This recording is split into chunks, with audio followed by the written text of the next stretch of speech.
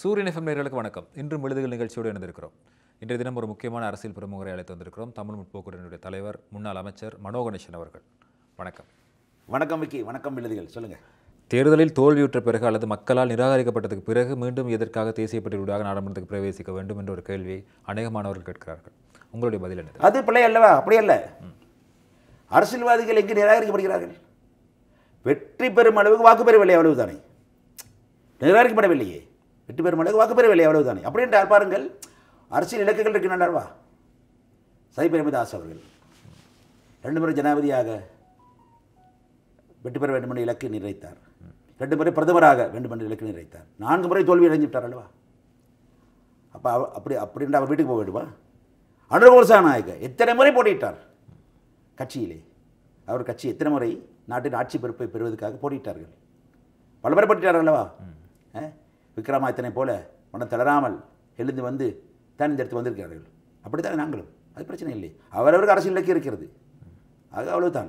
அது பிரச்சனை. ஆனால் கூட இப்படி சொல்லும்போது நான் கேட்க வேண்டிய கட்டாயம் இருக்கிறது. அனுரகுமார் திசாநாயக்கவை பொறுத்த வரைக்கும் ஒரு அதிகமான ஆசனங்களை ஜேபி கொண்டிருந்தது. அதற்கு பிறகு இவருடைய தலைமைத்துவம் மாறியது. இப்படியான இருக்கும்போது அந்த தலைமைத்துவத்தின் ரீதியாக அல்லது இவர் தலைமைத்துவத்தின் கீழ் அவர் கட்சியினுடைய வளர்ச்சி என்பதை விட அந்த தலைமைத்துவம் மீதான விமர்சனங்கள் அந்த கட்சிக்குள்ளேயே இருந்தது மிக குறைவாக இருக்கிறது. ஆனால் கூட்டணி கட்சிகளும் சஜித் பிரேமதாஸை பொறுத்த வரைக்கும் ஐக்கிய மக்கள் கூட்டணியுடைய அந்த பங்காளி கட்சிகளுக்கு மத்தியிலேயே அவருடைய தலைமைத்துவம் சம்பந்தமாக பல குற்றச்சாட்டுகள் இருக்கின்றன. அவர் விலக வேண்டும், மாற்றுத் தலைமை வர வேண்டும் என்ற கட்சி சில இடங்களில் வெளிப்படையாக சொல்லியிருக்கிறார்கள். முன்னாள் உறுப்பினர்கள் பலர் அவருடைய தலைமைத்துவத்தை விமர்சித்து விலகி கூட சென்றிருக்கிறார்கள்.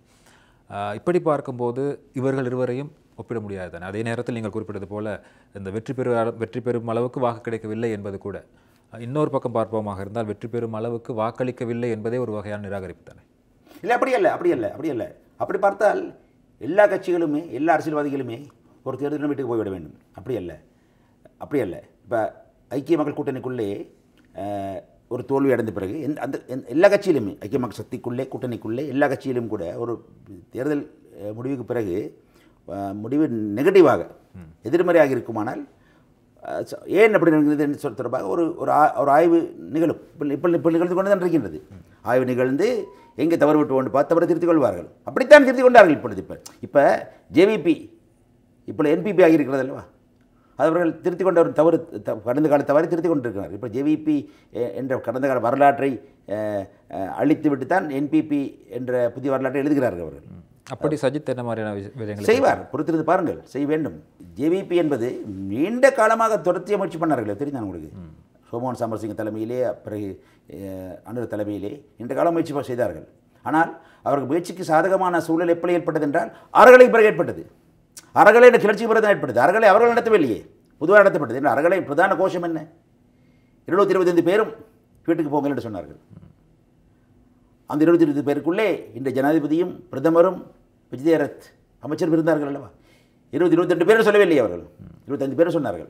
அப்படித்தானே. ஆகவே அது பிறகு அந்த அறகளை பின்னால் ஏற்பட்ட காலகட்ட சூழ்நிலை, அரசு சூழ்நிலை சரியாக பயன்படுத்தி கொண்டார்கள். அது பாராட்டுகள் அவர்களுக்கு. ஆனால் யதார்த்தத்தை பார்க்க வேண்டும், நடந்த விஷயம் பார்க்க வேண்டும் அல்லவா? ஆகவே இப்படித்தான் அது. ஆகவே எனக்கு, நான் அந்த சமூகத்துக்கு, இனத்துக்கு, நாட்டுக்கு என்னால் அதிகம் தரப்பட வேண்டும் என்று தரப்படுவதற்கான விஷயங்கள் நிறைய இருக்கின்றன. அறிவு ரீதியாக, சொல் ரீதியாக, உழைப்பு ரீதியாக தரப்பட வேண்டிய விஷயங்கள் இருப்பதாக நான் நம்புவேன். ஆனால் தொடர்ந்து இருக்கலாம், பிரச்சனை இல்லை.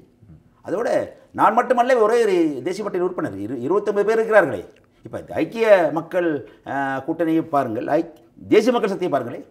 அங்கே கூட வவுனியா மன்னி மாவட்டத்திலே ஒரு வேட்பாளர், போட்டியிட்ட வேட்பாளர் வெற்றி பெறவில்லை. அவர் நியமிக்கப்பட்டிருக்கின்றார். அம்பாறையிலே போட்டியிட்ட வேட்பாளர் வெற்றி பெறவில்லை. அவர் நியமிக்கப்பட்டிருக்கின்றார், தேசிய பட்டியல் நியமிக்கப்பட்டிருக்கிறார் அல்லவா? அது பிரச்சனை இல்லை. அவர் தான் இப்பொழுது அரசியலமைப்பு சபைக்கு நியமிக்கப்பட்டிருக்கிறார் நினைக்கிறேன், தெரியவில்லை. நீ இருக்கிறது அல்லவா? ஆகவே இதையெல்லாம் அலட்டிக்கொள்ள தேவையில்லை. சமூக ஊடகங்களிலே பேசுவார்கள், பிறகு அவர்களே புகழ்வார்கள். இது கேட்டுக்கொண்டு நாங்கள் அதை உள்வாங்கிக் கொண்டு எங்களை மாற்றி திருத்தி கொண்டு அல்லது நிராகரித்து விட்டு போய்கொண்டே இருக்க வேண்டும், அவ்வளவுதான். உங்களுடைய இதுவரைக்கும் பாராளுமன்றத்துக்குள் நீங்கள் பிரவேசிக்காமல் இருப்பதால் கொழும்பு மாவட்டத்தை பொறுத்த வரைக்கும் ஒரு தமிழ் வேட்பாளருக்கான அல்லது ஒரு தமிழ் பிரதிநிதித்துவத்துக்கான ஒரு இடைவெளி ஏற்பட்டிருக்கிறது என்று நீங்கள் நினைக்கின்றீர்கள்? அப்படித்தானே பாருங்கள். இப்பொழுது எங்கள் சகோதரர்கள் பாருங்கள், முஸ்லிம் சகோதரர்களை பாருங்கள். ஐக்கிய மக்கள் சக்தியில் 2 பேர் இருக்கிறார்கள்.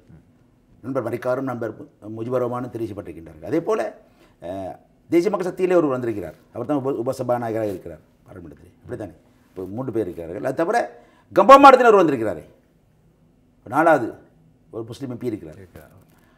ஃபைசல் முஸ்தபா நியமிக்கப்பட்டிருக்கிறார். அவரும் கொழும்பை சார்ந்தவர் தானே. ஆகவே 5 பேர் இந்த கொழும்பு தலைநகர பிரதேசத்திலே முஸ்லீம் எம்பிகள் இருக்கிறார்கள். நல்ல மகிழ்ச்சி, அது சந்தோஷம் அடைகிறேன், பாராட்டுகிறேன், வாழ்த்துகிறேன் அவர்களை. தனிப்பட்ட முறை அவர்கள் அரசியலை நாங்கள் ஏற்றுக்கொள்கிறோம் இல்லை வேறு விஷயம். ஆனால் பிரயத்தம் இருக்கிறது அல்லவா. ஆகவே அதை தமிழ் மக்கள் தவறவிட்டு விட்டார்கள். தமிழ் மக்கள் மீது பெரிய தவறு இல்லை. நான் வெற்றி பெறாவிட்டாலும் பரவாயில்லை, தேசிய மக்கள் சக்தியில் போட்டிட்டார் ஒருவர், அவரை வெற்றி பெற வைத்திருக்க வேண்டுமே. என்னோட சக வேட்பாளர் தம்பி லோசனை வெற்றி பெற வைத்திருக்க வேண்டுமே. என்னையை பிடிக்காவிட்டார். என்னை யாரும் பிடிக்காமல் இருக்க முடியாது. ஆனால் பிடிக்காமல் இருந்துவிட்டார். ஆனால் பார்த்தால் நாங்கள் இப்பொழுது ஆய்விலே செய்து கொண்டிருக்கின்றோம். பார்த்தால் தமிழ் மக்கள் பெருமாறியாக வாழக்கூடிய பகுதிகளிலே கொழும்பிலே வாக்குச்சாவடி வட்டாரங்களை பார்க்கும் பொழுது தமிழ் மக்கள் வாக்களிப்புக்கு வரவே இல்லை. இப்போ பொதுவாக 65% பொதுவாக கொழும்பிலே வாக்களிப்பு நிகழ்ந்திருக்கிறது. தமிழ் மக்கள் பகுதியில் 40%, 42% இருக்கிறது. கொள்மேற்கிலெல்லாம் கொள்ளும் மேற்கு இந்த பகுதியில் எல்லாம் இப்போ தேவலை பாலத்திலிருந்து அப்படியே கொள்ளுப்பட்டி வரை இந்த வரை தமிழ் மக்கள் பகுதியில் வாக்களிப்பையும் கலந்து கொள்ளவில்லை. மக்கள் கலந்து கொள்ளாமல் இருந்திருக்கிறார்கள். கணிசமாக வாக்களிப்பு வீதம் குறைந்திருக்கிறது. இது ஒரு அரசியல் வெளிப்பாடு இல்லாத விஷயம். அதே நிலைமை தான் நுவரெலியா மாவட்டத்திலும் இருந்தது. அது தமிழ் மக்கள் பிரதேசங்கள் அதிகமாக வாழ்கின்ற பகுதிகளில் நான் ஆய்வு செய்யவில்லை. அந்த வாக்களிப்பின் முறையின் அடிப்படையில் சொல்லப்போனால் வாக்களிப்பு வீதம் கடந்த முறையை விட ஜனாதிபதி தேர்தலை விட குறைவாக தான் இருந்தது. வடகிழக்கிலும் கூட அதே நிலைமை தான் இருந்தது. இது எப்படி ஜனாதிபதி தேர்தலை விட பாராளுமன்ற தேர்தலில் வாக்களிப்பு வீதம் குறைவாக தான் இருக்கும் வரலாற்று ரீதியாக. இதை விட மாகாண சபையில் குறையும், உள்ளூராட்சி மன்றம் அதை விட குறையும், அது இயல்பு. ஆனால் அது மட்டுமல்ல, இப்பொழுது பாருங்கள், அடுத்தடுத்து நடந்தது தேர்தல் உடனடியாக நடந்தது. 1 மாத இடைவெளிக்குள்ளே நடந்து விட்டது தேர்தல். 1 மாதமோ 1.5 மாதம் நடந்து விட்டது. அது ஒன்று. அடுத்து ஆனால் ஏனைய இப்போ முஸ்லீம் சகோதரர்களை பார்க்கும் பொழுது பெருமையாக இருக்கிறது எனக்கு. பெருமையாக இருக்கிறது. ஒருவேளை நான் ஒரு மனோ கணேசன் இல்லாமல் முகமது கணேசனாக இருந்திருப்பேன். ஆனால் இந்த நாட்டை நான் பிரதமராகியிருப்பேன். என்னை பிரதமராகியிருப்பார்கள். என்ன கேட்டவே தெரியும் அல்லவா. என்ன இருக்கக்கூடிய நேர்மை, துணிச்சல், அர்ப்பணிப்பு, சோரம் போகாமை, தூரப்பார்வை, இதெல்லாம் பார்க்கும் பொழுது அது நிகழ்ந்திருக்கலாம். அது உண்மை. அவர்கள் தெளிவாக வாக்களித்திருக்கிறார்களே. அப்போ முஸ்லீம் மக்களை பார்த்து பொறாமைப்படுவதை நிறுத்திவிட்டு பாடம் படியுங்கள் தமிழ் மக்களுக்கு சொல்ல விரும்புகிறேன். பாடப்படியுங்கள். மகிழ்ச்சியாக இருக்கிறது. சிறுபான்மையினத்தவர்கள் சரியாக வாக்களிக்கிறார்கள். பிரித்து வாக்களித்து இப்படி தங்கள் பிரயத்தனத்தை உறுதிப்படுத்திக் கொள்கிறார்கள். சில வேளையில் சிலர் சொல்வார்கள் என்னவென்றால், இந்த இப்பொழுது புதிய அரசாங்கம் வந்துவிட்டது, கேபிகளுடன் நினைத்தேன், இங்கே இப்போ இனமத வேதம் கிடையாது, இனமத அடிப்படை பிரதித்துவம் தேவையில்லை, ஆகவே நாங்கள் தமிழ் பிரதித்துவம், முஸ்லிம் பிரதித்துவம், சிங்கள பிரதித்துவம் அல்லது மத ரீதியாக இஸ்லாமிய, இந்து, கத்தோலிக்க, கிறிஸ்துவ, பௌத்த பிரதித்துவங்கள் தேவையில்லை என்று மக்கள் சொல்வார்களோ, அப்படி அபிப்பிராயம் இருக்கிறது. ஆனால் அதுக்கான காலம் இன்னும் கடந்து விடவில்லை, மேலோட்டமாக வந்திருக்கிறது. பிறகு கேட்டால் சொல்கிற பதில் உங்களுக்கு. இப்பொழுது நீங்கள் நம்ம நீண்ட காலமாக மலையகத்தில் மலையக மக்கள் ஐதாக வாழ்கின்ற பிரதேசங்களில் களுத்துறை போன்ற பிரதேசங்களில் ஒரு பாராளுமன்ற உறுப்பினரை பெற்றுக்கொள்ள, தமிழ் பாராளுமன்ற உறுப்பினரை பெற்றுக்கொள்வதற்கான முயற்சி இடம்பெற்றிருந்தாலும் கூட ரத்னபுரி போன்ற மாவட்டங்களில் நீண்ட காலமாக தோல்வியை தான் சந்தித்து வந்திருக்கும். இப்பொழுது தேசிய மக்கள் சக்தியின் ஊடாக ரத்னபுரி மாவட்டத்திலும் சரி, மாத்தறை மாவட்டத்திலும் தமிழ் பிரதிநிதித்துவம் கிடைத்திருக்கிறது. முதல் முறையாக மலையகத்தில் ஒரு பெண் பாராளுமன்ற உறுப்பினர் தெரிவாக இருக்கிறார். இந்த விடயத்தை நீங்கள் எப்படி பார்க்கிறீர்கள்? வாழ்த்துகிறேன், அவரை மகிழ்ச்சி அடைகிறேன், மனப்பூர்வமாக வாழ்த்துகிறேன். ரத்னபுரி மாவட்டத்திலே பிரதி அமைச்சர் பிரதீப் என்று நினைக்கிறேன். தனிப்பட்ட முறையில் யாரையும் எனக்கு தெரியாது. பாராளுமன்றம் சென்றால் நான் அவரோட பழக வாய்ப்பு அதிகமாக கிடைக்கும்னு நினைக்கிறேன். வாழ்த்துகிறேன். அதே போல் போல்ராஜ் திருமதி கபினட் அமைச்சராக வந்திருக்கிறார் மாத்திரையிலிருந்து, வாழ்த்துகிறேன், மகிழ்ச்சி அடைகிறேன். அதே போல் பதிலிருந்து 2 வந்திருக்கிறார்கள், எம்பிகளாக இருக்கிறார்கள். அதே போல் நுவரெலியா விழுந்து ஒருவர் தேசிய மக்கள் சக்தி சார்பாக, நுவரெலியா பிரதான பெரும்பான்மையாக நாங்கள் வாழும் மாவட்டம் தான், அதிலேயும் ஒருவர் வந்திருக்கிறார் நினைக்கிறேன். ஆகவே அது தவிர எங்களது நீண்டகால நண்பர் சந்திரசேகரன், ராவணன் சந்திரசேகரன் அவர்கள் இப்போ தேசிய தலைவராக வந்துவிட்டார். அவரது பிறப்பிடம் பதிலைடு நினைக்கிறேன். இருந்தாலும் கூட அவர் இன்று அவர் ஒரே பாடசாலை பெற்றவர். அப்படியா? மகிழ்ச்சி. அவர் நீண்ட காலம், அவர் சீனியர் ஜேவிபியிலே மட்டும் சீனியர் அல்ல, அவர் பாராளுமன்ற சீனியர் ஒருவர். அவர் அந்த காலத்தில் அவர் நினைக்கிறேன் அந்த டெபுட்டி கமிட்டிஸ் லீடராக இருந்தார், பிரதி குழுக்களின் துறை தலைவராக இருந்தார். ஒரு விஷயம். ஆனால் கடந்த காலங்களில் அவர் நிரந்தரமாகவே யாழ்ப்பாணத்தில் தங்கி யாழ்ப்பாணத்தில் இன்று யாழ் மாவட்டத்திலே தேசிய மக்கள் சக்தி பெற்ற வெற்றிக்கு ஒரு அடித்தளத்தை ஏற்படுத்தியிருந்தார். அவர் சீனியர், அவர் இருக்கிறார், அவருக்கும் தெரியும். ஆகவே எல்லோருமே பாரி கடப்பாடுகள் இருக்கிறது. இந்த மலையக தமிழ் மக்கள் தொடர்பாக ஒரு புதிய அத்தியாயத்தை எழுதுவதற்கு அது நிச்சயமாக நாங்கள் பாராளுமன்றத்தில் இருந்தாலும் சரி இல்லாவிட்டாலும் சரி நான் இப்படி நான் தமிழ் போக்கூட்டணி நிச்சயமாக நல்ல விஷயங்களுக்கு ஒத்துழைப்பு வழங்கும்.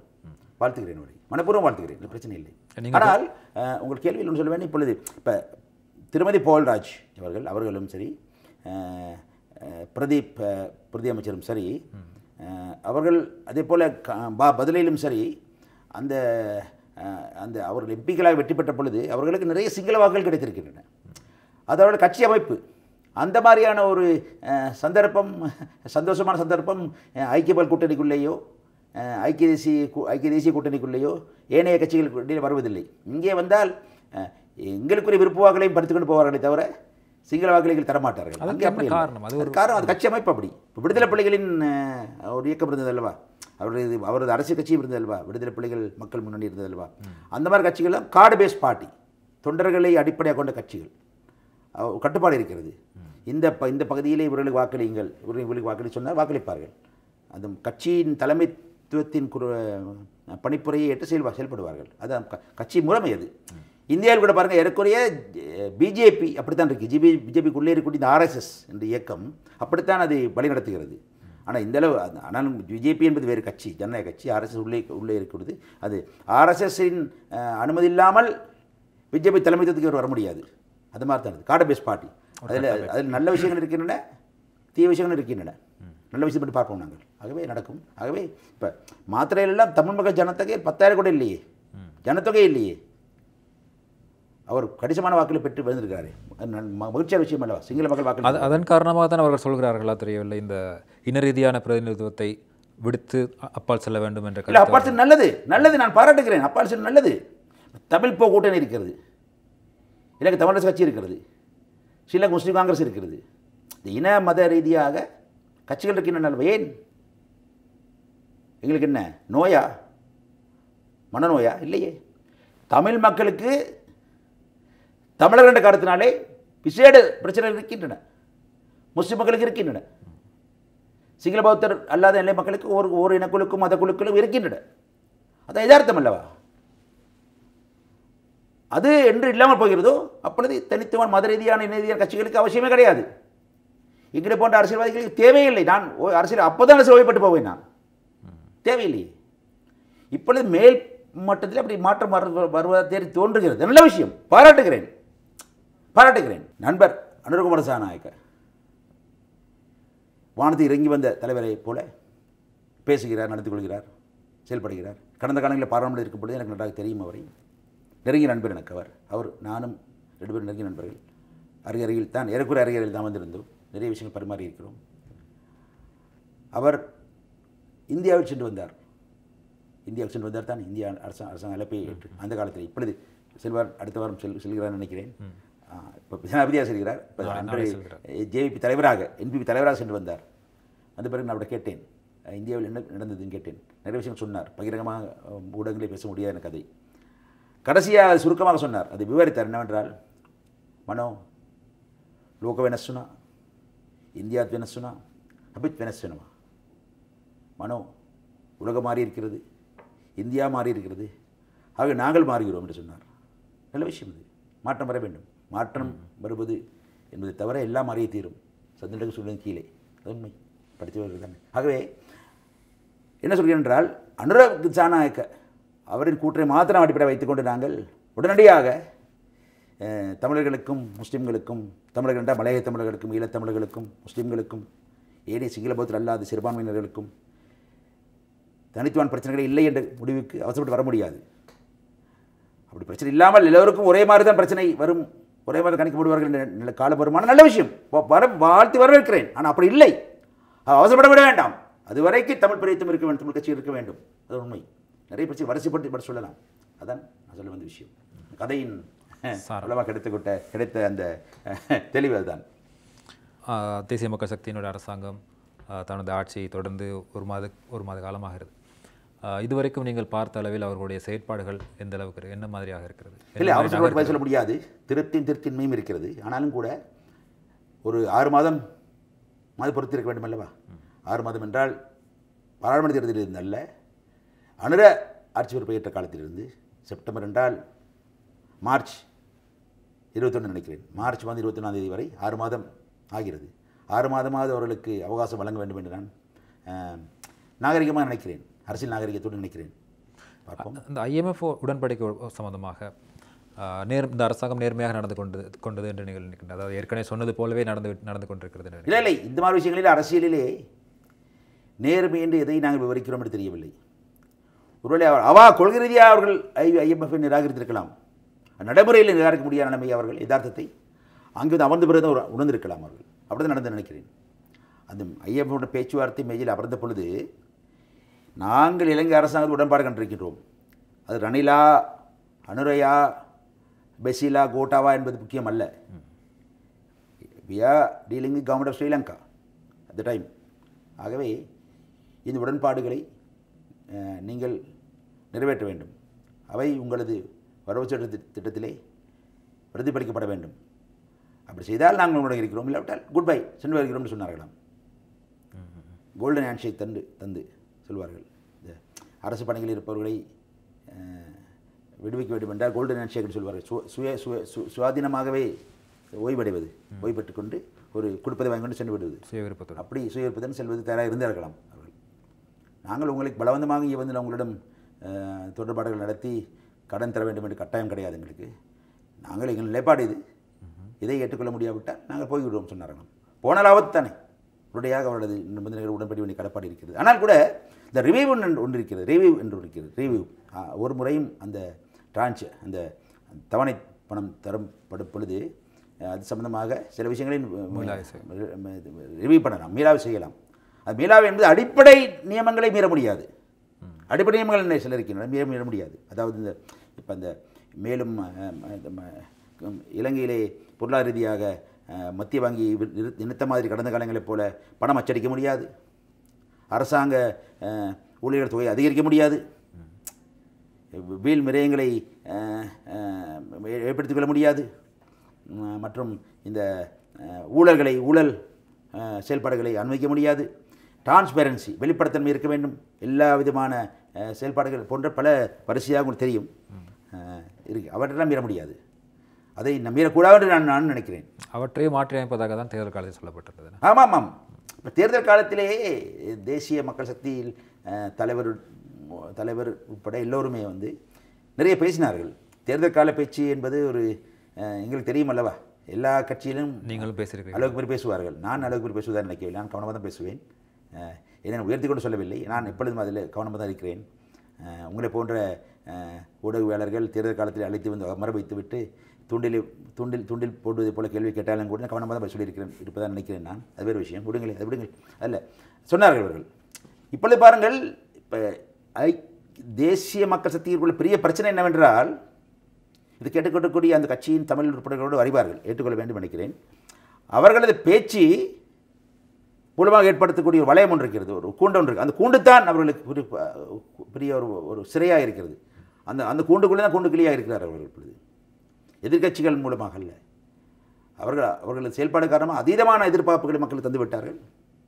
இப்பொழுது இந்த குறிப்பாக பாராளுமன்ற உறுப்பினர்கள், அமைச்சர்கள் அல்லது அரசியல்வாதிகள் தரப்படக்கூடிய வரப்பிரசாதங்கள் பற்றி பேசினார்கள், நிறைய பேசிவிட்டார்கள், அளவுக்கு அதிகமாக பேசிவிட்டார்கள்.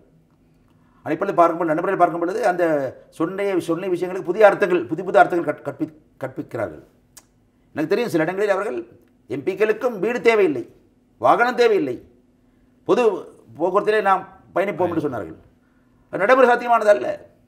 பிரதமர் கூட ஒரு முறை வெளிநாடு சென்றிருக்கும் பொழுது, நோர்வே சென்றிருந்த பொழுது கூட அங்கே ஒரு சர்வதேச மாநாட்டின் போது அங்கே பிரதமராக இருந்த ஒரு பெண்மணி தன்னிடம் பேசியதாகவும் பார்த்தால் அவர் தான் அந்த மகாநாட்டின் அழைப்பாளராக செயல்பட்டதாகவும் அவர் மிகவும் எளிமையாக இருந்ததாகவும் கூட சொன்னார். அவர் பிரதமராக இல்லை, இப்போ அந்த நாட்டின் வெளிவிவகார அமைச்சர் நினைக்கிறேன், இன்னும் தெரியவில்லை, அப்படி தான் வேறு விஷயம். பிறகு அவரே சொன்னார், அது இங்கே வந்து அப்படி பாதுகாப்பு தனக்கு தேவையில்லை என்று சொல்லிய பொழுது இங்கே உள்ள பாதுகாப்பு அதிகாரிகள் அம்மணி அது நோர்வே, இது இலங்கை, யதார்த்தம் வேறு, இங்கே பாதுகாப்பு உறுதிப்படுத்தப்பட வேண்டும் சொன்னார்களாம். சரியது உண்மையிலேயே அனுரகுமார் சாநாயக்க ஜனாதிபதி அவர்களுக்கும் அருணை அமரசூரி பிரதமர் அவர்களுக்கும் இனி அமைச்சர்களும் கூட அவசியப்படும் பட்சத்திலே அவசியப்படுகின்றது. கவனமாக பாதுகாப்பு சிறப்பாக இருக்க வேண்டும். நான் மனப்பூர்வமாக சொல்கிறேன், அனுபவத்தையே சொல்கிறேன், இப்போ சிறப்பாக இருக்க வேண்டும். இப்போ பாராளுமன்றத்தை பாருங்கள், வலிமையாக பாராளுமன்றம் கலைக்கப்பட்டால் தேர்தல் வரும் வரை அந்த எம்பிக்களுக்கு இருக்கக்கூடிய அந்த குறைந்தபட்ச பாதுகாப்பு அதிகாரிகள் அவரோடு இருப்பார்கள், தேர்தல் பிரச்சார காலத்தில் இருப்பார்கள். இதில் வந்த உடனேயே அந்த பாதுகாப்பு அதிகாரிகள் நீக்கிவிட்டார்கள்.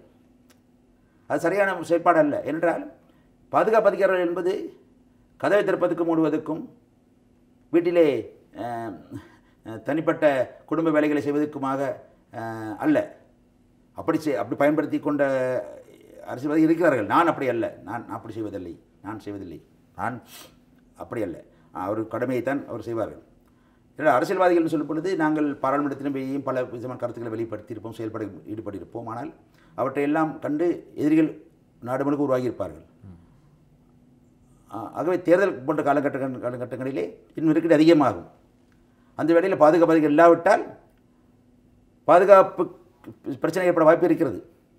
அந்த எண்ணத்தில் தான் கடந்த காலங்களில் இருந்தக்கூடிய நாட்டு தலைவர்கள், அரசியல் சட்ட விற்பனர்கள் எல்லாம் அதெல்லாம் யோசித்து முதிர்ச்சியுடன் பார்த்து சிந்தித்து தான் சட்டங்களை உருவாக்கினார்கள். அது தேர்தல் நடந்து முடிந்துவிட்டது, அதை விட்டுவிடுங்கள். இப்பொழுது கூட இதெல்லாம் பார்க்க வேண்டும். இது ஐரோப்பா அல்ல, அமெரிக்கா அல்ல, இந்தியா கூட அல்ல, இலங்கை. கவனமாக இருக்க வேண்டும். பாதுகாப்பு உரியவர்கள் உறுதிப்படுத்தப்பட வேண்டும். ஜனாதிபதிக்கோ பிரதமருக்கோ அமைச்சர்களுக்கோ உறுதிப்படுத்தப்பட வேண்டும் நினைக்கிறேன். அப்படித்தான் இதுவும். இப்போ வீடு கூட பாருங்கள், அவசரப்பட்டு பொது போக்குவரத்தில் செல்வேன். யார் பொது போக்குவரத்து செல்ல முடியுமா? பொது போக்குவரத்திலே போய் கடமைகள் செய்ய முடியாது தானே, நியாயம் தானே. இப்பொழுது 159 எம்பிகள் இருக்கிறார்கள். 59 பேரும் கொழும்புக்கு வந்து பாராளுமன்ற கலந்து கொள்ளும் பொழுது அவர்கள் இருப்பது இடம் வேண்டும் அல்லவா? நியாயம் தானே, அது இடம் வேண்டும் அவர்களுக்கு. இந்த மாதிவேல வீட்டு திட்டத்திலே எல்லோருக்கும் இருக்க இடம் போதாது. வேறு இடங்களில் ஏற்பாடு செய்து கொடுக்கப்பட வேண்டும். வாகனம் தரப்பட வேண்டும் அவர்களுக்கு. ஆனால் எம்பிகள் எப்படி வாகனம் தரப்படுவதில்லை. இப்பொழுது அந்த தீர்வையற்ற வாகனம் சொல்வார்கள், கோபிட், அது கடைசி 2015-16 தந்தார்கள். அதை நிறுத்திவிட்டார்கள். அது 10 வருடமாக இல்லை. அது இப்போ புதிதாக நிறுத்தப்பட்டதாக மக்கள் நினைக்கிறார்கள். அப்படியே இல்லை, அப்போ நிறுத்திவிட்டது. நாங்கள் பெறவில்லை யாருமே அதை. இப்போ நாளெல்லாம் அமைச்சராக இருக்கும் பொழுது அதிகாரப்பூர்வமான வாசஸ்தலத்தை கூட பெறவில்லை. நான் வேண்டாம் என்று சொல்லிவிட்டேன். ஐ வாஸ் என்டைட்டில், எனக்கு அது உரித்தானது, வேண்டாம் என்று சொல்லிவிட்டேன். அதுக்காக பெற்றவர்களை குறை சொல்லவும் இல்லை. சில அமைச்சர்கள் நிறைய அமைச்சர்கள் அப்படி தான் இருந்தார்கள். என்ன பிரச்சனை என்றால் அந்த தமது பதவி போன பிறகும் அங்கே இருந்து பலவந்தமாக இருந்து நீர்மின் கட்டணங்கள்லாம் செலுத்தாமல் நிலுவை வைத்துவிட்டு செல்வதுதான் பிழை. அது அதிகார துஷ்பிரயோகம், பிழை. இப்போ இந்த அரசாங்கத்தில் ஜனாதிபதி அவர்கள் அமைச்சர்களுக்கு வாசஸ்தானம் தரப்பட போவதில்லை, அவற்றை சுற்றுலா நிறுவனங்களுக்கு தரப்போவதாக சொல்லியிருக்காங்க. செய்யட்டும், பிரச்சனை இல்லை, செய்துட்டு போகட்டும், பிரச்சனை இல்லை. அதுதான் பிரச்சனை. ஆக அப்படி சட்டம் இருந்தால் அப்போ என்டைட்டில் பெறலாம். நான் பெறவில்லை என்பது என் தனிப்பட்ட விஷயம். நான் தனிப்பட்ட நடத்தை அப்படி தான் இருக்கிறேன் நான். ஆனால் அப்படி மற்றவர்கள் அப்படி இருப்பது பெரியும் இல்லை. இல்லை என்றால் இல்லை. இப்போ பல முன்னாள் ஜனாதிபதிகளுக்கு வாசஸ்தலம் பாதுகாப்பு எல்லாம் தருவதாக செயலாளர்கள் ஏனைய கட்டணங்கள் எல்லாம் ஏனைய செலவிடங்கள் எல்லாம் இருப்பதாக விதி இருக்கிறது. அதை மாற்றுங்கள், பிரச்சனை இல்லை. அதே போல தான் இப்பொழுது ஏன் சொல்கிறேன் என்றால் இதெல்லாம் நிறைய பேசிவிட்டார். நிறைய பேசினாலே இது சம்பந்தமாக மக்கள் நிறைய நினைக்கிறார்கள். இதெல்லாம் செய்யாமல் விட்டுவிட்டால் நிறைய பணம் வந்து திரைச்சேரிக்கு மீதமாகிவிடும். அதை வைத்துக்கொண்டு வெளிநாட்டு கடனெல்லாம் கட்டி முடித்து விடலாம், உள்நாட்டு கடன் கட்டி முடித்து விடலாம், விலைவாசி குறைத்து விடலாம், அரசாங்க ஊழியர்கள் சம்பளத்தை அதிகரித்து விடலாம் என்று கூட அப்பாவி மக்கள் நம்பினார்கள். அது அதீதமான நம்பிக்கை ஏற்பட்டுவிட்டது. அதான் பிழை. அதுதான் நான் சொன்னேன், கூண்டுக்குழியே இருக்கிறான்னு சொன்னேன். ஆகவே நீங்கள் பொருளாதாரம் பற்றி பேச வேண்டும். மலையகத்தின் அந்த எம்பிக்கள் கூட தேர்தல் மேடைகளிலே சென்று மலையகத்தின் நிலைமையை பார்த்து அழுது வடிந்து உப்பாரி வைத்ததை எல்லாம் விட்டுவிட வேண்டும். இப்பொழுது ஆட்சி வந்து விட்டார் அல்லவா? ஆகவே அதை என்ன செய்வோம் என்று சொல்ல வேண்டும். அதை பற்றி பிறகு பேசுவோம் நாங்கள். இப்பொழுது தனித்தனியாக பார்ப்போமாக இருந்தால் வடகிழக்கு தமிழ் மக்களுடைய அரசியல் செயற்பாடுகளில் தேசிய மக்கள் சக்தி அரசாங்கத்தினுடைய நடவடிக்கை அல்லது அதனுடைய ஈடுபாடு எப்படி இருக்கிறது என்று நீங்கள் பார்க்கின்றீர்கள். முக்கியமாக இந்த அதிகார பகிர்வு போன்ற விடயங்களில் தேசிய மக்கள் சக்தியினுடைய பிரதிநிதிகள் தெரிவித்து வருகின்ற கருத்துக்கள் முரண்பட்டதாக சில சமயம் தெளிவற்ற தன்மையை கொண்டதாக இருக்கிறது. இது அந்த தேர்தல் ஆரம்பித்த காலத்திலிருந்து சொல்லப்பட்டு வந்த ஒரு குற்றச்சாட்டு. அண்மையில் டில்வி சில்வா அவர்கள் தெரிவித்திருந்த ஒரு கருத்து, மாகாண சபை முறைமை தேவையில்லை, இப்படியான கருத்துக்கள் சொல்லியிருந்தார். பிறகு அதனை மறுதளித்திருந்தார். இந்த விடயத்தை நீங்கள் எப்படி பார்க்கின்றீர்கள்? இல்லை, அது ஒரு சிக்கல் இருக்கிறது அல்லவா? காரணம், இப்போ அதிகார பகிர்வு என்பதை கொள்கை ரீதியாக ஜேவிபி எப்பொழுதும் ஏற்றுக்கொள்வதில்லை.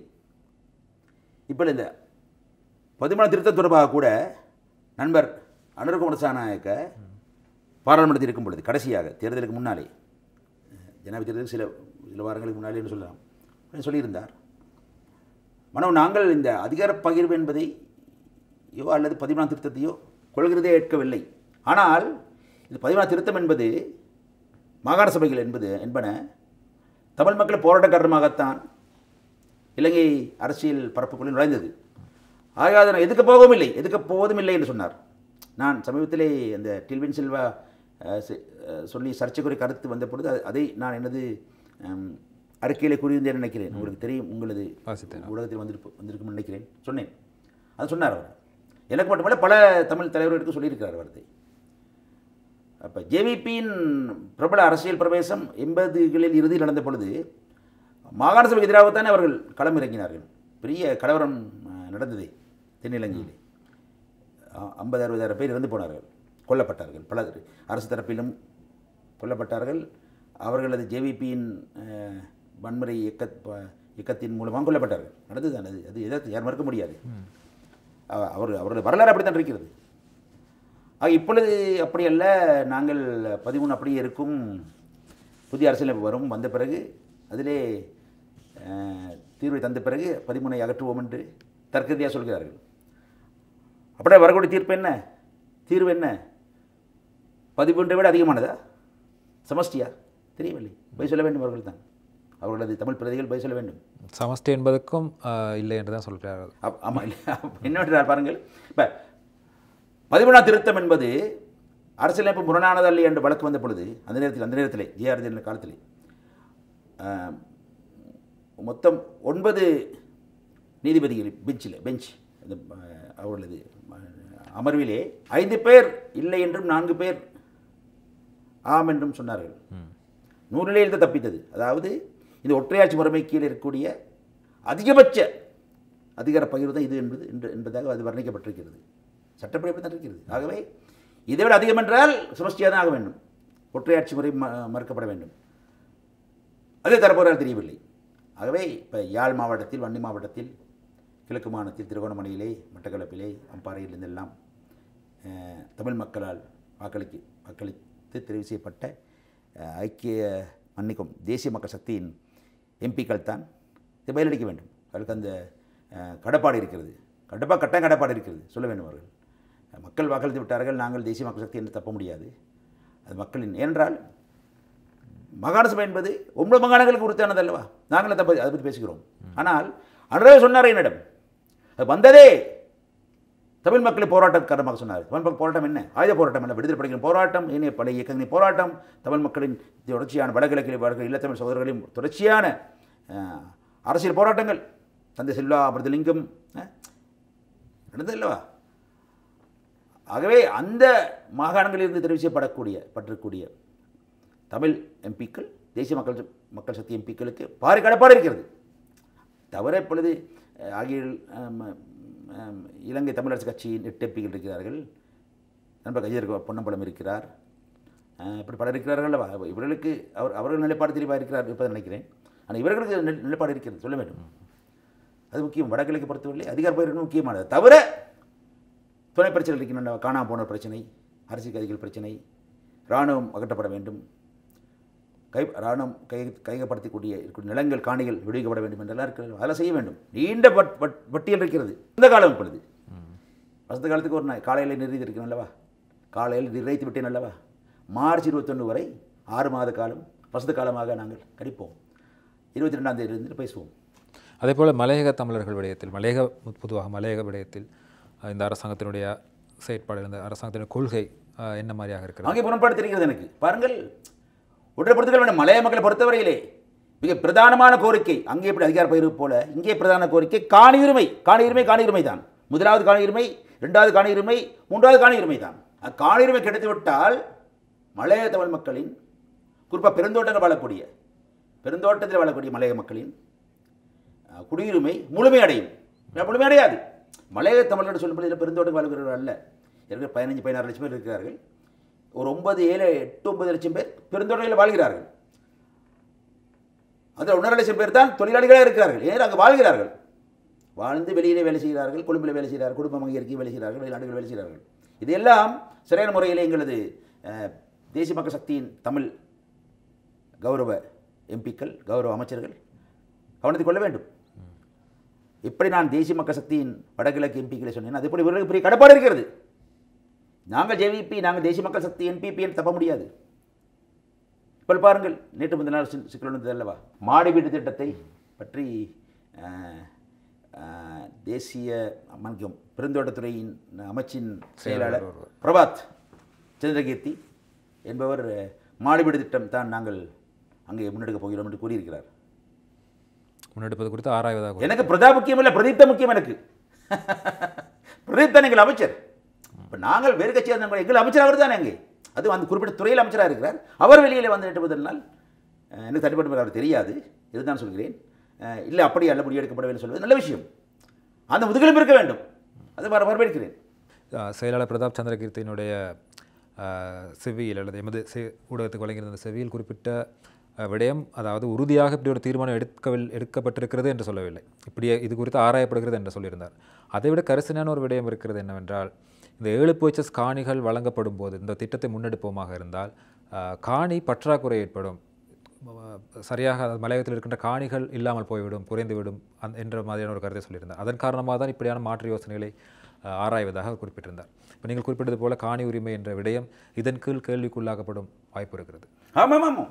இப்போ பாருங்கள், வடக்கில் அதிகார பகிர்வை போல இங்கே காணி உரிமை, அங்கேயும் காணி உரிமை இருக்கிறது. ஆனால் காணி உரிமை 2வது வருகிறது, இங்கே முதலாவது காணி உரிமை வருகிறது. காணி உரிமை என்பது வெறும் காணி உரிமை மட்டுமல்ல, வீடு கட்டுவதற்காக வாழ்வாதாரத்துக்காக மட்டுமல்ல, உணர்வு புரட்சி. அது இந்த நாட்டு சொந்தக்காரர்கள் நாங்களும் தான். இந்த நாடு எங்கள் நாடு, தாய் நாடு, தாய் நிலம், தாய் மண் என் உணர்வை தரக்கூடிய அந்த மண்ணுக்கும் மனிதனுக்கு தொடர்பை அது உறுதிப்படுத்துகிறது. அது தர வேண்டும். அது மாடி வீடு கட்டி இல்லாமல் ஆக்கிவிடாதீர்கள். எக்காலங்கள் உடன்பட மாட்டோம். நாங்கள் அதுக்கு தெளிவாக இருக்கிறோம். உண்மையிலேயே கடந்த மஹிந்த ராஜபக்ச காலத்தில் கூட இத்தகைய மாடி வீடு திட்டம் முன்னெடுக்கப்பட்டது. அன்றைய நண்பர், மறைந்த நண்பர் ஆறுமுக தொண்டமான் அதை ஏற்றுக்கொண்டு அது மாடி வீடு திட்டத்தை முன்னெடுக்க முயற்சி செய்தார். பிறகு எதிர்கட்சிகளாகிய நாங்களும் மலையக சிவில் சமூகத்தினரும் எடுத்து கூறிய பிறகு அவரே அதை வாபஸ் வாங்கி கொண்டார். எனக்கு ஞாபகம் இருக்கிறது, வாபஸ் வாங்கி கொண்டார். அவர் வாபஸ் வாங்கி கொண்டு இல்லை, அதை நான் கைவிடுகிறேன்னு சொல்லிவிட்டார். அப்படித்தானே? ஒரு சிறு தெளிவுக்காக கேட்கிறேன். இந்த மாடி வீடு திட்டம் அமலாக்கப்படும் போது காணி உரிமை என்பது ஒரு பெரிய அளவுக்கு பாதிப்பை ஏற்படுத்துகிறது என்பது உண்மை. அதற்கு புறம்பாக வேறு என்ன மாதிரியான சிக்கல்கள் இல்லை இப்பொழுது பாருங்கள், அவர் சொன்ன அந்த செயலாளரின் கருத்து இப்படி பார்த்தாலும் கூட, அது உறுதிப்படுத்தப்படாவிட்டாலும் கூட 6 மாடின்னு சொல்கிறார்கள். இப்போ கொழும்பிலே மாடி வீடு திட்டம் என்பது இயல்பானது. இங்கே அப்படி தான் இருக்க முடியும். இங்கே காணி இல்லை, இங்கே மலையத்தை காணி இருக்கிறது. அது மலைக்கு மேலே மாடி வீடு கட்ட வேண்டும், அது பொருத்தமானதல்ல. அது 6 மாடி என்று சொல்கிறார். ஏறது கஷ்டம். நடைமுறை பிரச்சனைகள் இருக்கிறோம். இன்னொன்று என்னவென்றால், மண்ணுடன் தொடர்பாடுகள் இருக்க வேண்டும். தனி வீடு திட்டம் என்பதற்கு அடிப்படை அதுதான்.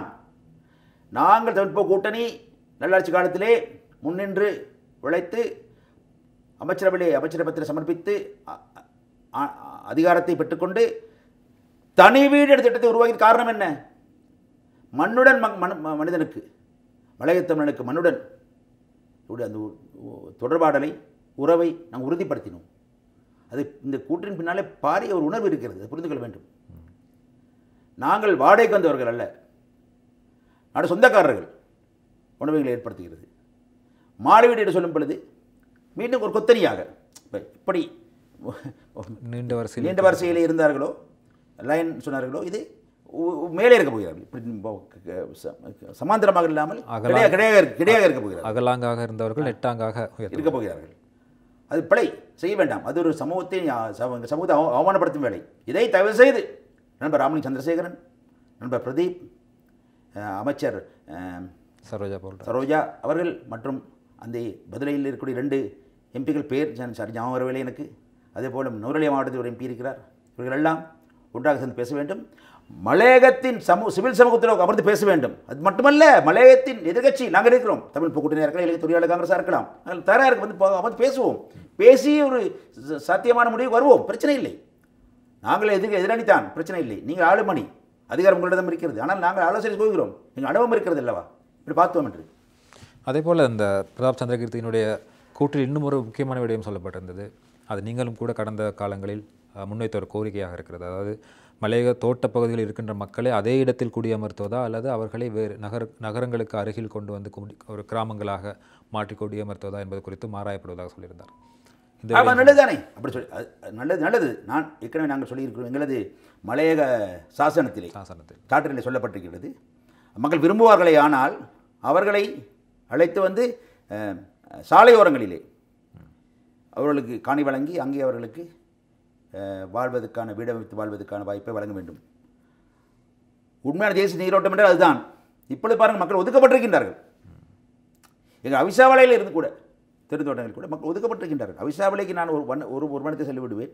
அங்கே இருந்து தோட்ட உச்சத்தில் இருக்கக்கூடிய தோட்டப்பிரிவுக்கு செல்வதற்கு 1.5 மணி நேரம் ஆகிறது. அவங்க அங்கேயே வாழ்கிறார்கள். அவர் நகரங்கள் வருவதே இல்லை. ஐசோலேட்டட், ஒதுக்கப்பட்ட மக்களாக வாழ்கிறார்கள். அப்போ தேசிய நீரோட்டத்துக்குள்ளே வருவதில்லை. ஆக அவர்களுக்கு தொடர்பாடு என்னவென்றால் இந்த தொலைக்காட்சி தான். இலங்கை தொலைக்காட்சி, இந்திய தொலைக்காட்சி, இவைத்தான் ஒருவராவது உலகத்தோடு உரோட வைத்திருக்கிறத தவிர நிஜமாக வருவதில்லை. அவர்கள் ஃபிசிக்கலாக வருவதில்லை. ஆகவே தான் சொன்னேன், விரும்பினாலும் கீழே வரலாம், கீழே தான் கொடுக்க வேண்டும். அது மட்டுமல்ல, நகரங்களில்தானே ஐயா மருத்துவமனைகள் இருக்கின்றன, பாடசாலைகள் இருக்கின்றன, இனி சமூக பொருளாதார நிறுவனங்கள் இருக்கின்றன. சுலமாக செல்ல வேண்டும். சில பிள்ளைகளை பார்த்தால் 4-5 கிலோமீட்டர் பாடசாலைக்கு நடந்து போக வேண்டும். அதுவே களைப்படைய வைத்துவிடும், படிக்க முடியாது. வீட்டுக்கு சென்று தூக்கம் வரும், நலிவடைந்து விடுவார்கள். அவ்வளவு தானே. ஆகவே இது எல்லாவற்றையும் தேசிய மக்கள் சக்தியின் அரசியல்வாதிகள் தேர்தல் காலகட்டத்திலே மலையக அரசியல்வாதிகள் மீது போட்டார்கள். எல்லாவற்றுக்காரும் மலையக அரசியல்வாதிகள் தான் சொன்னார். அது பிழை, அப்பட்டமான பிழை. மலையக அரசியல்வாதிகள் மத்தியிலே தவறுகள், பிழைகள், குற்றங்கள் இருக்க தான் செய்கின்றன. எல்லா அரசியல்வாதிகள் மீது இருக்கிறது அல்லவா. இப்போ தேசிய மக்கள் சக்தியின் பிரதான கட்சியை ஜேவிபி எடுத்துக்கொண்டால் அந்த கட்சியின் கருப்பக்கம் எனக்கு தெரியும் அல்லவா. எனக்கும் தெரியும், உங்களுக்கு ஊடகவியலாளர் உங்களுக்கும் தெரியும் எவ்வளவு இருக்கிறது. இலங்கை இந்திய ஒப்பந்தத்தை எதிர்த்தது, பெரிய நாட்டிலே பெரிய கிளர்ச்சி ஏற்படுத்தியது, பிறகு வடகிழக்கை பிரித்தது போன்ற கடந்த காலங்களிலே 5 வகுப்புகளில் ஒரு வகுப்பை இந்திய ஏகாதிபத்தியம் என்று சொல்லிவிட்டு, இந்தியாவை ஏகாதிபத்தியம் சொன்னால் எனக்கு பிரச்சனை இல்லை. இந்தியாவை கவலைப்படுவதில்லை. அதை பற்றி இந்திய வல்லரசு ஆகி கொண்டிருக்கிறது. இப்பொழுது ஏகாதிபத்திய குணநலங்கள் வரதான் செய்யும், அதுக்கு பிரச்சனை இல்லை. அவரே கவலைப்படவில்லை. அது மோடியின் காலத்தில் அது சிறப்பாக முன்னேறி கொண்டிருக்கின்றது. ஆனால் அந்த ஏகாதிபதியின் முகம் தொழிலாளர்கள் என்று இந்த தொழிலாளர்கள் கட்சி சொன்னதே உண்மைத்தான். இது அந்த காரணத்தினாலே தான் மலையக மண் நிலம் எல்லாம் எங்கள் நிலம், அந்நியர்களை இந்தியர்கள் பிடித்துக் கொண்டு விட்டார்கள் என்ற மாதிரியான எண்ணப்பாட்டை சிங்கள மக்கள் மனங்களிலே நஞ்சாக விதைத்தது உண்மை. அது இன்று அன்று சொன்னதை போல லோக வெனசுனா, இந்தியா வெனசுனா, அபித் வெனசுனா, உலகம் மாறி இருக்கிறது, இந்தியா மாறி இருக்கிறது, நாங்கள் மாறுகிறோம் என்ற மாற நல்ல விஷயம். நான் வரவேற்கிறேன். இன்றைய பிரச்சனைகளுக்கு கடந்த வரலாற்றுக்குள்ளே சென்று வெட்டி தேட விரும்பவில்லை. ஆனால் அப்படி வரலாறு இருக்கிறது சொல்ல விரும்புகிறேன். எங்களை மட்டும் கூட சொல்கிறார்களே, எப்படி அது? ஏனென்றால் மலையகத்து துன்பங்களுக்கு காரணம் இந்த சிஸ்டம், இந்த முறைமை. அனுர தனது முறை மாற்றத்தை, சிஸ்டம் சேஞ்சை மலையகத்திலிருந்து ஆரம்பிக்க வேண்டும் என்று கேட்க விரும்புகிறேன். செய்ய வேண்டும், அது உண்மை. பாருங்கள், கடந்த முறை பாருங்கள், கடந்த ரணில் விக்ரமசிங்க ஆட்சியில் கூட இதில் அந்த லயன் குடியிருப்புகளை கிராமங்களாக மாற்றும் ஒரு திட்டத்தை அவர் முன்வைத்தார். இலங்கை தொழிலாளர் காங்கிரஸ் சிபாரிசின் பேரிலே அந்த கட்சியின் பொதுச் செயலாளர் அமைச்சர் தம்மை ஜீவன் தொண்டமான் அதை அமைச்சரவையில் சமர்ப்பித்திருந்தார்.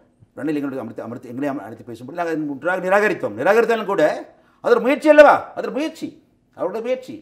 நாங்கள் மலை சாசனத்தை தயாரித்து அது மூலமாக சைத்துடன் ஒரு புரிந்துணர்வு படகு செய்து அதை தேசிய எங்களது தேர்தல் விஞ்ஞாபனத்தில் இடம்பெற செய்து வாழ்வாதார காணி, வீட்டுக்கு வதிவிட காணி என்று ரெண்டாக பிரித்து, வதிவிட காணி, வீடு கட்டு காணி, வாழ்வாதார காணி என்பது பொருட்களை விளைவிப்பதற்கான, பயிர் விளைவிப்பதற்கான காணி பிரித்தர வேண்டும், சிறுத்தொட்டு உரிமையாளர் ஆக்க வேண்டும். இதெல்லாம் பல விஷயங்களை போட்டு செய்திருக்கிறோம். எங்களை முயற்சி செய்திருக்கிறோம். நான் செய்யாமல் இல்லை. வீடு கட்டியிருக்கிறோம், பிரதேச சபையில் உருவாக்கியிருக்கிறோம், மலைய அதிகார சபை உருவாக்கினோம், பிரதேச சபைகளுக்கு வாக்களிக்க தமிழ் மலைய மக்களுக்கு அந்த பிரதேச சபையின் உறுப்பினர்கள் நிதி ஒதுக்கீடு செய்ய முடியாத நிலைமையை மாற்றினோம். இவ்வளோ காரியம் பண்ணியிருக்கிறோம். மலையக பாடசாலைகளுக்கு அண்மித்த காணி 2 ஏக்கர் காணி வேண்டுமென்றால் சுகீகரித்துக் கொள்ளலாம்.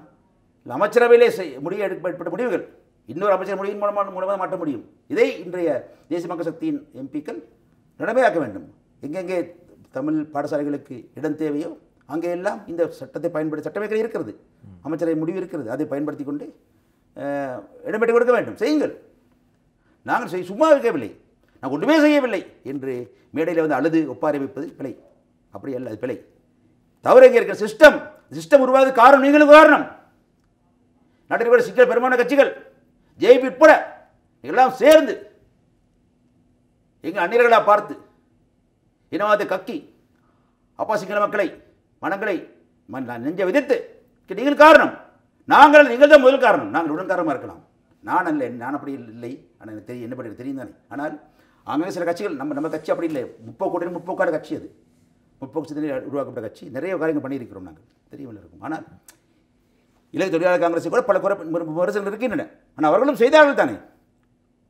கடந்த ஒரு உதாரணம் சொன்னேன், அமைச்சரவையிலே ஒரு முயற்சி செய்தார்கள். காரணம் 200 வருட நிறைவு அந்த வருடத்திலே, கடந்த வருடம் முழுக்க மலையக அரசியல் கட்சிகளும் மலையக சமூக நிறுவனங்களும் சிவில் சொசைட்டியும் நிறைய நாடு முழுக்க இந்தியாவிலும் வெளிநாடுகளையும் கூட நிறைய நிகழ்ச்சி நடத்தினோம். நாங்கள் எல்லோரும் நடைப்பயணம் போனோம், அவர் நடைப்பயணம் போனார்கள், நிகழ்ச்சி நடத்தினோம், நிறைய நடத்தினார்கள்.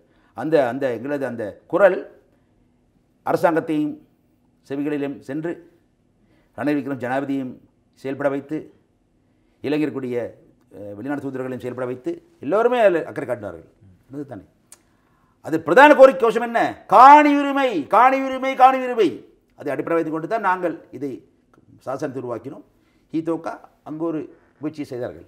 ஆகவே இதெல்லாம் கவனத்தை எடுக்காமல் ஒட்டுமொத்தமாக இந்த மலையக அரசு வருவதில் அது காரணம் சொல்வீர்கள். ஆனால் அது பிழை. அது மாட்டிக்கொள்ளுங்கள், நிலப்பாடு மாட்டிக்கொள்ளுங்கள். அப்படி அல்ல.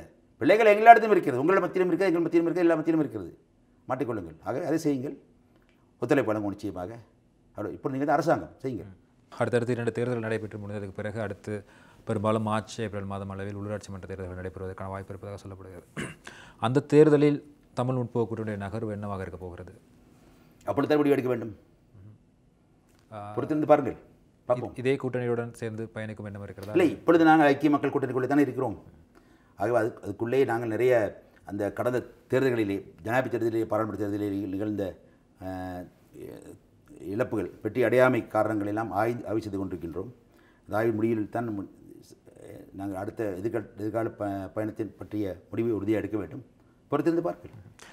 முக்கியமாக கண்டி மாவட்டத்தில் உள்ளாட்சி மன்ற தேர்தலின் போது நீங்கள் குறிப்பாக ஜனநாயக மக்கள் முன்னணி தனித்து போட்டியிடுவதற்கான ஒரு யோசனை திட்டம் வந்திருப்பதாக சொல்லப்படுகிறது. இல்லை, எல்லா இடத்திலும் எல்லா மாவட்ட அமைப்பாளர்களும் பிரதானிகளும் மாவட்ட செயற்குழுக்களும் தங்களது கருத்து கணிப்புகளை செய்து கொண்டிருக்கின்றார்கள், கலந்துரையாடி கொண்டிருக்கிறார்கள். அதுக்கான சுதந்திரம் இருக்கிறது. உண்மையிலே பாருங்கள், ஜனநாயக மக்கள் முன்னணியிலே 2ஆம் மாவட்ட தலைமை அணியை நான் உருவாக்கியிருக்கேன். பாருங்கள், கண்டியிலே பரத், கேகாலையிலே பரணி, ரத்தபுரியிலே சந்திரகுமார், இங்கே சசி இருக்கிறார், இங்கே கம்பாவிலே, கொழும்பிலே கூட லோஷன் இருக்கிறார், பாலசுரேஷம் இருக்கிறார், அப்புறம் களுத்துறையிலே ஜெயசீலன் இருக்கிறார், ஆண்டன் ஜெயசீலன் இருக்கிறார். எல்லாம் இளைஞர்கள். ஒரு அணி உருவாக்கி ஆரோக்கியம் அணி இருக்கிறது. இவர்கள் பெரும்பாலும் பாராளுமன்றம் செல்வார்கள் என்று நான் எதிர்பார்த்தேன். முடியாமல் போய்விட்டது. கடந்த தேர்தலில் அடுத்த அலை காரணமாக ஜனாதிபதி தேர்தலில் வெல்லவில்லை. வென்றிருந்தால் எல்லோரும் போயிருப்பார்கள், பெரும்பாலும் போயிருப்போம், நாங்கள் எல்லோரும் போயிருப்போம் வென்றிருந்தால். அப்போ ஜனாதிபதி தேர்தலில் இப்போ வெற்றி தோல்வி என்பது அடுத்து வரும் பாராளுமன்ற தேர்தலை வெற்றி தோல்வி நிர்ணயிக்கும் என்பது எல்லாரும் தெரியும். அது இப்போது உடனடியாக நடத்தினார்கள் அவர்கள்.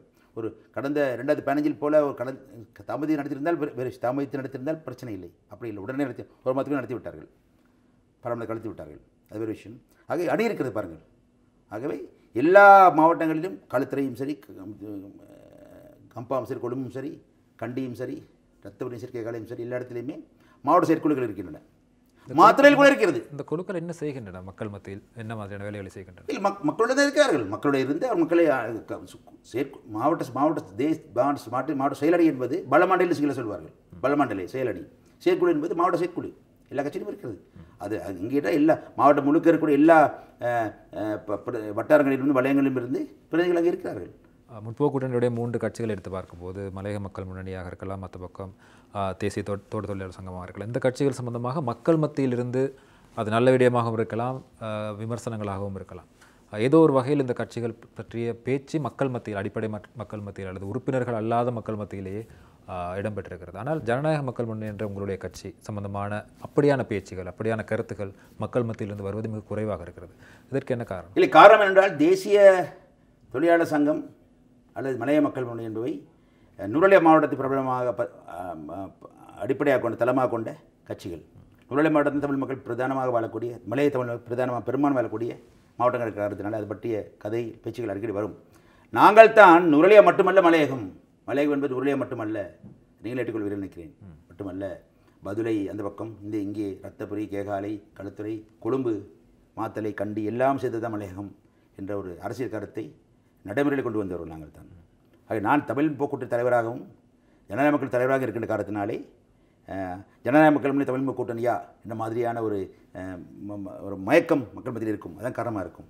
ஆனாலும் கூட நீங்கள் சொன்ன கருத்தை நான் உள்வாங்கிக் கொள்கிறேன். செய்வோம், நாங்கள் நிச்சயம் இல்லை. ஜனநாயக மக்கள் முன்னணி தான் இது 2 கட்சிகளையும் விட, தமிழ் போக்கூட்டிற்குள்ள 2 கட்சிகளையும் விட பழைய கட்சி. இலங்கை இந்திய காங்கிரஸில் இருந்து பிரிந்த இலங்கை தொழிலாளர் காங்கிரஸும் ஜனநாயக தொழிலாளர் காங்கிரஸும் தான் பழைய கட்சிகள் 2. ஜனநாயக தொழிலாளர் காங்கிரஸ் அரசியல் அணித்தான் ஜனநாயக மக்கள் முன்னணியாக மாறி இருக்கிறது. மேலக மக்கள் முன்னணியாக மாறி காலத்துக்கு ஏற்ற மாதிரி பெயர் மாற்றம் செய்துபட்டு உருவாகி வந்தது. அப்படி வந்திருக்கிறது. அவ்வளோதான். அது பிரச்சனை ஒன்றும் இல்லை. பழைய கட்சி அது செய்வோம், அது பிரச்சனை இல்லை. நீங்கள் குறிப்பிட்டது போல் இந்த அணிகள் பல உருவாக்கப்பட்டிருந்தாலும் கூட அவர்கள் மக்கள் மத்தியில் சென்று தேர்தல் காலத்தை தவிர்த்து ஏனைய காலங்களில் மக்களுடனான தொடர்பு குறைவாக இருப்பது தான் இதற்கான காரணம் என்று சில இடங்களில் நான் காணக்கூடியதாக இருந்தது. இல்லை, இருக்கலாம், அப்படி இல்லாமல் இருக்கலாம், இருக்கவும் இருக்கலாம். அது பிரச்சனை இல்லை. அது கவனத்தில் எடுப்போம். ஆனாலும் கூட எல்லா கட்சிகளுக்கு மீதும் இப்படி குற்றச்சாட்டு இருக்க தான் செய்கின்றன. பிரச்சனை இல்லை. இப்பொழுதும் எங்களை கட்சியை சார்ந்தவர்கள் பாருங்கள், எல்லோருமே நான் சொல்லி அனைவருமே அந்தந்த மாவட்டங்களில் வாழ்கிறார்கள், வாழ்ந்து வேலை செய்கிறார்கள், மக்களோடு தான் இருக்கிறார்கள் அவர்கள். ஆகவே சில வேளைகளில் நாங்கள் தொடர்ச்சி எதிர்கட்சியில் இருந்திருக்கிறோம், ஆளுங்கட்சி இருக்கவில்லை. 2015, 20 பிறகு 19 பிறகு இருக்கவில்லை. காரணம் இருக்குது. இப்போ ஒருவேளை நான் நினைத்திருந்தால் ரணில் விக்ரமசிங்கோடு சேர்ந்திருக்கலாம், நாங்கள் சேர்ந்திருக்கலாம், அரசாங்கத்தில் பங்களிகள் இருந்திருக்கலாம். செய்யவில்லை. நாங்கள் கொள்கை ரீதியான வழியில் தான் நடந்து வந்திருக்கிறோம். மக்கள் சில வேளைகளிலே கொள்கை ரீதியாக நாங்கள் வந்திருக்கக்கூடிய பாதையை கவனத்தெடுக்க தவறுகிறார்கள். மக்களுக்கு அது முக்கியம், அது அவசியம் இல்லையே என்று கூட தோணுகிறது எனக்கு சில வேளைகளிலே. நான் கட்சி மாறியதே கிடையாது. நான் கட்சி ஜனநாயக மக்கள் சொல்லி கட்சி மாறியதே கிடையாது. ஒரு போதுமே பார்லிமெண்ட்டை அங்கேருந்து இங்கே போனதில்லை, சோரம் போனதில்லை, கொள்கை மாறியதில்லை, பணம் வாங்கி கொண்டு கொள்கைகளை விட்டு கொடுத்ததில்லை. பாராளுமன்றத்தில் 17, 18, 19, 20, 21 திருத்தங்கள் இருக்கும் பொழுது அரசியல் திருத்தங்கள் என்ன உங்களுக்கு தெரிந்தானே. 17 என்பது ஜனநாயக திருத்தம், 18 என்பது சர்வதிகார திருத்தம், 19 மீண்டும் ஜனநாயகம். நிறைய பாராளுமன்ற இருக்கிறார்கள். 17க்கு வாக்களித்து, 18க்கு வாக்களித்து, 19 வாக்களித்து, 20 வாக்களித்து, 21 வாக்களித்து இருப்பார்கள். நான் அப்படி இருக்கவில்லையே. எப்படி ஜனநாயக பக்கம் இருந்திருக்கிறேன், பாராளுமன்றத்துக்குள்ளேயும் வெளியேயும். நிறைய சொல்லிக்கொண்டே போகலாம். எனக்கு வைன் ஸ்டோர் இல்லை, அரசாங்க வளங்களை பயன்படுத்தியே கிடையாது. கட்சியின் கொள்கைகளை மீறுபவர்கள் யாராக இருந்தாலும் கூட தவிர ஆட்சின்னு பார்க்காம நான் கட்சியில் வெளியிட்டிருக்கிறேன். மக்களுக்கு இதெல்லாம் முக்கியம் இல்லையோ தெரியவில்லை அது. ஆனால் நான் எனக்கு முக்கியம். அது என்னை மக்கள் ஏற்றுக்கொள்ளாவிட்டாங்க கூட நான் என் வழி இப்படித்தான், நான் மாற மாட்டேன். அவ்வளோதான். அது ஏன் நான் சொல்லும் பொழுது எனக்கு கட்சி சொல்கிறேன், ஜனநாயக மக்கள் முன்னே சொல்கிறேன். அப்படி தான் இருக்குது. சொன்னேன் ஜனநாயக மக்கள் பாருங்கள், வேறு கட்சியில் இருக்கிறது இப்படி 2ஆம் ஆட்டு அணி பேர் சொன்னேன் எல்லாரும். அதானே எங்கே இருக்குது சொல்லுங்கள் பார்ப்போம். எங்கே இருக்குது அணி சொல்லுங்கள், நீங்களே சொல்லுங்கள். எந்த கட்சியிலே நமது தமிழ் கூட்டணி கொள்கை கேட்கவில்லை. அது நம்மளது கூட்டணி கட்சிகள். வேறு கட்சிகளை பாருங்கள். இப்போ அணி இருக்கிறதா, மாவட்ட கட்டமைப்பு இருக்கிறதா, சூத்திரம் இருக்கிறது அவர்களுக்கு கருத்து தெரிவிப்பதுக்கு. அப்படி நடக்கிறது. பார்ப்போம். நிகழ்ச்சி நிறைவு செய்யும் நேரம் இறங்கியிருக்கிறது. இறுதியாக ஒரு கேள்வி, வளமையாக உங்களை நான் கேட்பது தான், தற்போது இருக்கின்ற சஜித் பிரேமதாஸ் அவர்களையும் ரணில் விக்ரமசிங்க அவர்களையும் இணைப்பதற்கான பல முயற்சிகளை நீங்கள் மேற்கொண்டிருக்கிற தேர்தலுக்கு முன்னர். இப்பொழுதும் அது சம்பந்தமான கருத்துக்கள் சொல்லப்படுகின்றன. அதன் அவசியம் இப்போதும் அதிகமாக இருக்கிறது என்று சொல்லப்படுகிறது எதிர்க்கட்சியினுடைய அரசியல் விடயங்களை பார்க்கும்போது. அதற்கான முயற்சியில் நீங்கள் மீண்டும் ஈடுபடுவீர்களா அல்லது ஏற்கனவே ஆரம்பித்து விட்டீர்களா? ஈடுபடுவோம். ஏற்கனவே ஆங்காங்கே ஆரம்பிக்கப்பட்டு தான் இருக்கிறது. ஈடுபடுவோம். ரணில், சஜித் இருவரும் ஒன்றுபடாமை தான் இன்றைய அனுரவின் அரசாங்கத்துக்கு அஸ்திவாரமிட்டது என்று மனப்பூர்வமாக யாரும் ஏற்றுக்கொள்ள வேண்டும். ஆனால் அது நடைபெறாமல் இருதரப்பும் காரணமாக அமைந்திருந்தார்கள். ஒருவரை மட்டும் குறித்து சொல்ல முடியாது. சில பேர் ஒரு தரப்பில் அதிகமான குற்றச்சாட்டு இருக்கலாம். ஆனால் இருதரப்பும் காரணமாக இருந்தார்கள். பிறகு சேராவிட்டாலும் பரவாயில்லை, நீங்கள் பாராளுமன்றத்தை கலையுங்கள் என்று ஜனாதிபதி தேர்தலுக்கு 6 மாதத்துக்கு முன்னாடி அடிலே சந்தித்து சொன்னேன். நான் பாராளுமன்றத்தை கலைத்து விடுங்கள், பாராளுமன்ற தேர்தலுக்கு போங்கள் நான் சொன்னேன். அதே கூற்றை வேறொரு காரணத்துக்காக பெசில் ராஜபக்ச சொன்னார். அவர் கேட்கவில்லை. அணில் பகுதியில் இருக்கக்கூடிய ரவி கருணாநாயக்க, சாகல போன்றவர்கள் எல்லாம் இல்லை, நீங்கள் போட்டியிடுங்கள், ஜனாதிபதி தேர்தலில் போட்டியிடுங்கள், நீ வெல்லுவீர்கள், உங்கள் மக்களுக்கு செல்வாக்கு அதிகரித்து விட்டது என்று போலி சித்திரத்தை அவர் காட்டினார்கள். ஜனாதிபதியை வெட்டிவிட்டால் தாங்களும் சுலபமாக அதை பேரை அலையிலே அடித்துக்கொண்டு பாராளுமன்றம் வந்து விடலாம்னு நினைத்தார்கள் அவர்கள். அது நடக்கவில்லை. 3வது இடத்துல போனார். அப்புறம் செய்திருந்தால் அதில் ஒரு 100 வருஷங்கள் நாங்கள் பெற்றிருப்போம். ஐக்கிய மக்கள் சக்தி, ஐக்கிய தேசிய கட்சி ஒரு 20-30 பெற்றிருக்கலாம். நாங்கள் எதிர்பார்த்த அந்த ஒற்றுமை அன்றே உருவாகியிருக்கும். பிறகு ஜனாதிபதிக்கு போயிருக்கலாம். ஜேவிபி ஒரு 3-30 வசனம் வந்திருக்கலாம், அவ்வளவுதான்.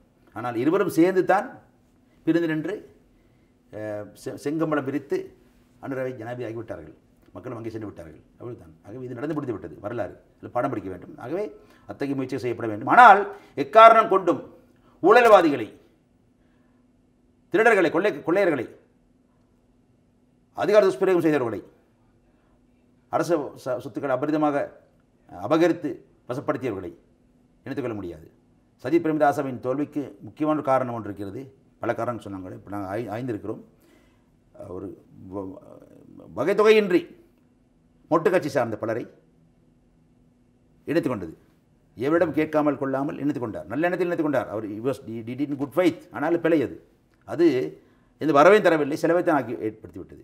அவர் மூலமாக எந்த வாக்கும் வரவில்லை எங்களுக்கு. ஆனால் இருந்த வாக்கும் இல்லாமல் போனது காரணம், அது ஒரு காரணம். மிக்க நன்றி மனோகணேசன் அவர்களே. எமது கலையத்துக்கு வந்து மிக முக்கியமான பல விடயங்களை தெரிவித்திருந்தீர்கள். மிகவும் நன்றிகள் உங்களுக்கு. நன்றி விக்கி, நன்றி விழுதுகள்.